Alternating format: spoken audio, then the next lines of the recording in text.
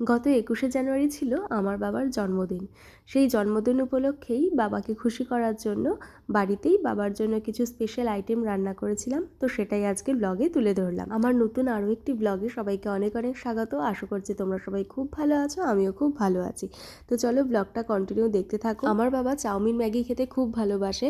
সচরাচর যাদের মানে বয়স জ্যেষ্ঠ আমার বাবার বয়সী, ওনারা অতটা এইসব পছন্দ করেন না, কিন্তু আমার বাবা খুবই পছন্দ করে, বিশেষ করে ঘরোয়া জিনিস, ঘরোয়া চাউমিন, দোকানেরগুলো না। তো সেই জন্যই ব্রেকফাস্টে বানাচ্ছি চাউমিন, সবজি দিয়ে ডিম দিয়ে চাউমিন বানাচ্ছি।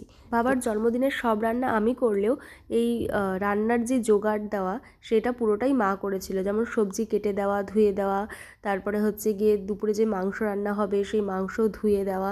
আসলে মাংস না, আমি যদি ধুই মাংস আমি খেতে পারি না, মানে মাংস যেই গন্ধটা থাকে না, সেই কাঁচা গন্ধটা, সেই গন্ধটা না আমার মনে হয় যেমন কেমন যেন ভিতরের মধ্যে বসে যায়। সেই জন্যই মাংস ধোয়ার পার্টটা মাকে দিয়ে দিয়েছিলাম, আর আমি এমনি রান্নাবান্নার পার্টটা আমি করেছিলাম। আর আমার বাবার আবার আমার হাতের, আমার বড়দির হাতের কেকটা খুব ভালো লাগে। আর যে বাইরের যে ক্রিম কেক তা তো খাই না, আরও যে ফ্রুট কেক সেটাও এখন প্রায় খাওয়া ছেড়েই দিয়েছে যবের থেকে আমি আমার দিদি এরা কেক বানানো শিখেছি। আমার দিদি তো কেক বানানোতে এক্সপার্ট, কিন্তু আমি অতটা এক্সপার্ট নই, কিন্তু করার চেষ্টা করি। এবং বাবা বলে যে দোকানের থেকে এইটাই অনেক ভালো এবং এইটা অনেক পুষ্টিকর। তো আমার বাবাকে কেক বাড়িতেই আমি বানিয়ে খাওয়াই। আর এখন কেক বানাতে বানাতে এমন হয়েছে আমি যখন তখন কেক বানাই। তো এই যে হচ্ছে কি সকালের ব্রেকফাস্ট। দেখো যেহেতু আমি রান্নার দিকে রয়েছি, মা রেস্ট না নিয়ে, কোথায় আমি রান্না করছি আজকের দিনটা একটু রেস্ট নেবে, রেস্ট না নিয়ে এখন ঘরদর ঝাড়তে বসে পড়েছে। মায়ের যেটা করার সেটা করবেই, আমি বারণ করলেও শুনবে না। তো যাই হোক, এখানে দেখো বাবা বাজারে গেছিলো, তো বাবার ফিরতে লেট হচ্ছিলো, 10টা সাড়ে 10টা বেজে যাচ্ছিলো। তো মা আমাকে বললো যে তুই খেয়ে নে, কারণ তুই তো রান্নাবান্না করবি, তো অতক্ষণ বসে থাকিস না। তো সেই কারণেই আমি খেয়ে নিচ্ছিলাম। আর আমার শরীরটা বিশেষ ভালো নেই, ঠান্ডা লেগেছে, তারপরে হচ্ছে একটু হালকা জ্বর জ্বর ভাব। আমার ভয়েসটা শুনেই বুঝতে পারছো যে মানে আমার গলাটা একটু বসা বসা। তো এখানে দেখো আমি ফ্রাইড রাইসের জন্য কিছু মশলা মানে বেটে নিচ্ছিলাম। এটা হচ্ছে শুকনো মশলা।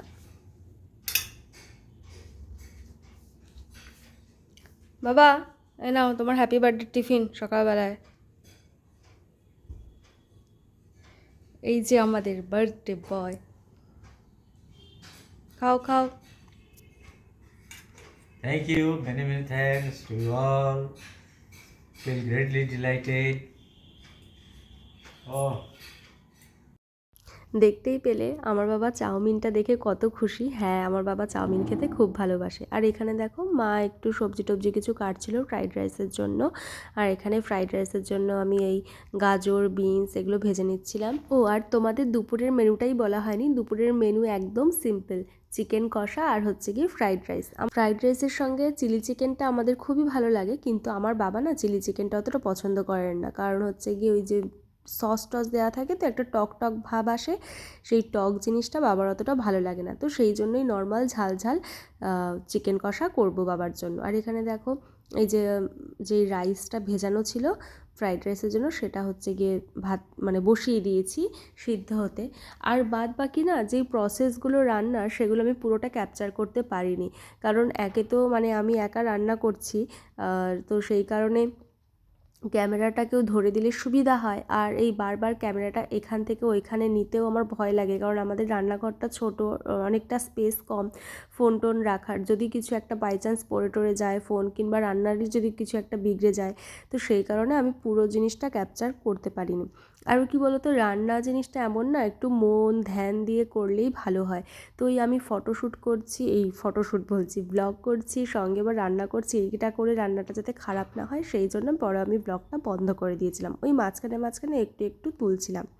আর ওইখানে আমি একটা কলা খেয়ে নিচ্ছিলাম। মা বললো অনেকক্ষণ রান্না করছিস, একটা ফল খেয়ে নে।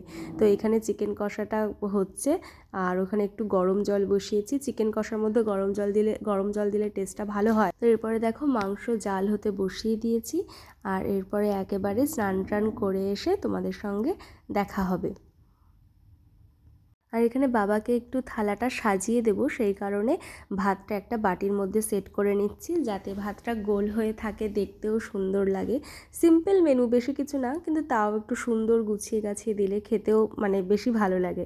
তো এই কারণেই একটু ভাতটা বাটির মধ্যে বসিয়ে দিচ্ছিলাম চেপে চেপে।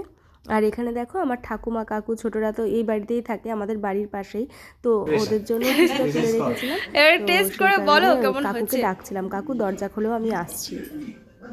না খেয়েই বলছে অপূর্ব, এই যে মাংস নাও। আর খাওয়ার পরে বলছে সেরা। দিচ্ছি। দারুণ। মাংসটা নাও। মুখের অভিব্যক্তি বলে দেবে যে কেমন হয়েছে। ভালো হয়েছে বাবা। দারুণ। আমার ভাই আবার একটু ওই গোপাল ভাঁড় দেখতে দেখতে খেতে ভালোবাসে, ওই গোপাল ভাঁড় দেখছে, তাই ওকে আর আমি দেখাইনি। আর এখানে দেখো আমার থালায় আমি খাবারটা বেড়ে নিয়েছি, তো বাবার তো খুবই পছন্দ হয়েছে, মায়েরও খুব পছন্দ হয়েছে। এখন এই সন্ধ্যাবেলায় বাবার বার্থডে সেলিব্রেশন হচ্ছে, আর হচ্ছে গিয়ে কেকটা আমি নিজে বানিয়েছি। তো বাবা তো আগেই বললাম আমার বানানো কেক খেতে খুব ভালোবাসে, তো এই যা মানে এই ছোট্ট করে ঘরোয়া আয়োজন বাবাকে একটু স্পেশাল ফিল করানো। তো আজকের ব্লগটা এই পর্যন্তই রাখলাম, টাটা।